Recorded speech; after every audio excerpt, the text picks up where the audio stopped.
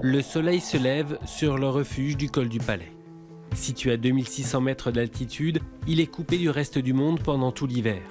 Depuis 2 ans, il a rouvert ses portes en cette saison et accueille des amoureux de la nature pour la nuit ou juste pour se restaurer. Pour Nicolas, qui a pris la gérance du site, les journées sont rythmées par l'entretien des lieux et la préparation des repas. Donc garder un refuge, c'est s'occuper d'un site isolé, et qui dit isolement dit autonomie, notamment en matière d'énergie, puisqu'on n'est pas connecté à aucun réseau. On doit être autonome en électricité, donc on s'appuie sur le solaire et également notre nouveau système à base d'hydrogène. Des panneaux photovoltaïques équipent le bâtiment et alimentent des batteries. Un système qui ne fonctionne que quand le soleil brille. Pour que le site soit autonome, par tout temps, l'énergie est stockée sous forme d'hydrogène.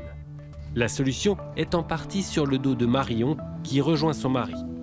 Elle ramène un module informatique pour la gestion de cette pile à combustible. Marion est accompagnée de 2 ingénieurs de la société qui a conçu l'installation.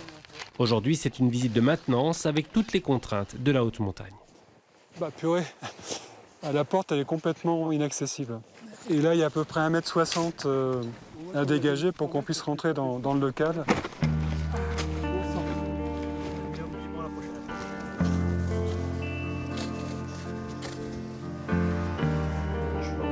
En refuge, forcément, il n'y a pas d'éboueurs, on est loin de la route.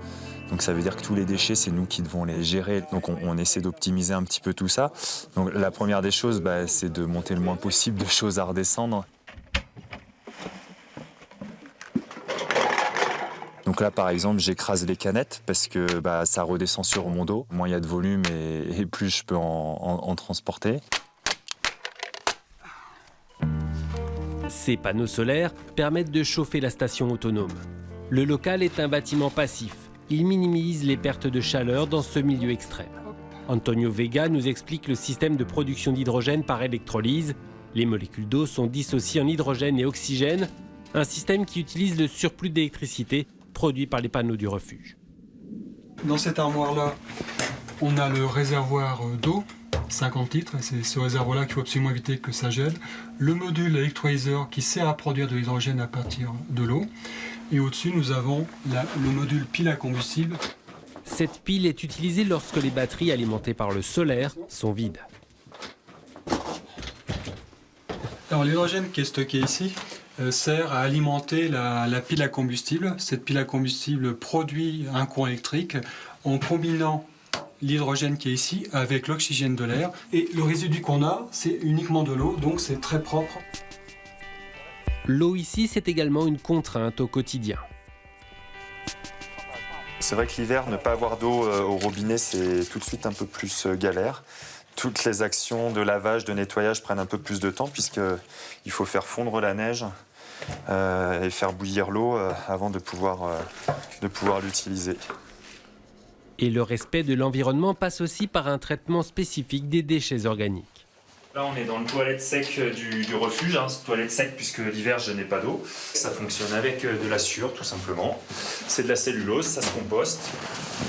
Voilà, donc là, c'est le composteur où je composte à la fois les déchets du toilette sec et à la fois mes déchets alimentaires, donc tout ce qui est épluche de légumes. Dès que l'homme fait quelque chose, il a un impact sur le milieu. L'objectif, c'est de le minimiser. Voilà, ce que j'espère, c'est qu'on ne transforme pas effectivement la végétation parce qu'on a un apport organique, quoi. L'approvisionnement du site en nourriture et matériel a lieu une fois par saison par hélicoptère. Vivre en refuge implique toute une organisation qui intrigue les clients. À la base, on vient pour l'expérience, passer une nuit au milieu de la montagne, loin de tout, entre nous, isolés.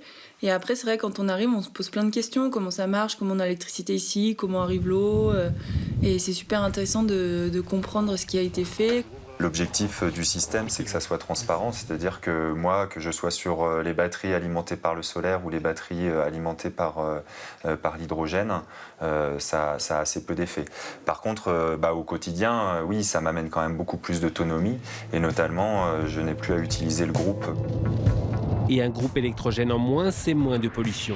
Cette installation pilote, qui a coûté près de 210 000 €, a été financée à 80% par l'Union européenne. D'autres sites isolés sont intéressés, comme le cirque de Mafate à La Réunion.